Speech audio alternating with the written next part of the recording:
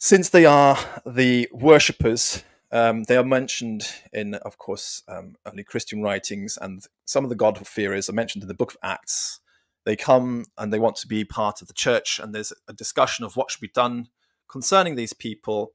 And in Acts 15, verses 16 to 21, is basically James stands up and he says, well, look, this is what the prophet it's prophet Amos says, after this I will return and rebuild the falling tent of David, its ruins I will rebuild, and I will restore it, so that the remnant of men, and this actually is also in Amos, Edom, may seek the Lord. This is the mission of the apostles from Jesus. They're trying to convert Edom, that's the Herodians, who are Hilonim, who are secular Jews, people who have gone are often a secular way. They're trying to bring back the good amongst the secular Jews, people who've lost their Judaism and become secular.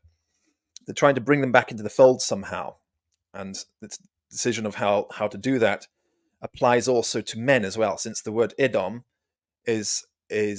means red, but it also has a root which is related to man as well. So the remnant of men may seek the Lord, and all the nations, Gentiles, called by my name, says the Lord, who does these things that have been known for ages. So the decision, since this passage refers to not just redeeming the lost sheep of the house of Israel, the apostates, i.e. Edom, but mankind in general, specifically also making reference to all the nations here who are called by my name, the decision is, well, why don't we just apply the same rules to them? It is my judgment, therefore, says James, that we should not cause trouble for the Gentiles, for the non-Jews, who are turning to God, who are called by God's name.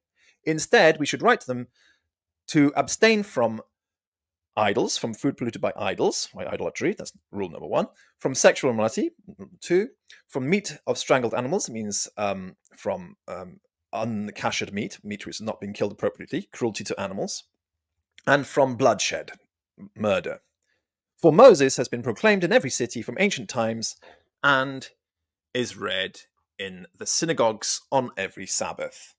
So he's covering what we call the Sheva Mitzvot here, or the laws of Noah. We generally call them Sheva Mitzvot, which means the 7 laws.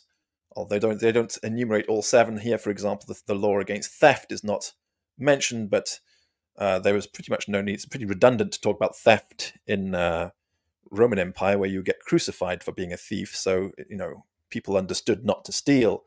But apart from that, everything else is covered in the context. For example, the synagogues are or the desire to be under the authority of the church is a request to observe the law, to be upholding justice, to be observing and maintaining courts of justice, which is one of the laws. And these are the Gentiles who are called by God's name. These are the ones who protect God's name, so they're not blasphemers. So they're not blasphemers. They're seeking justice. They're seeking to maintain courts of justice. They're seeking judgment. They are not idolaters. They're not sexually immoral. They're not cruel to animals. They're not murderers shedding blood.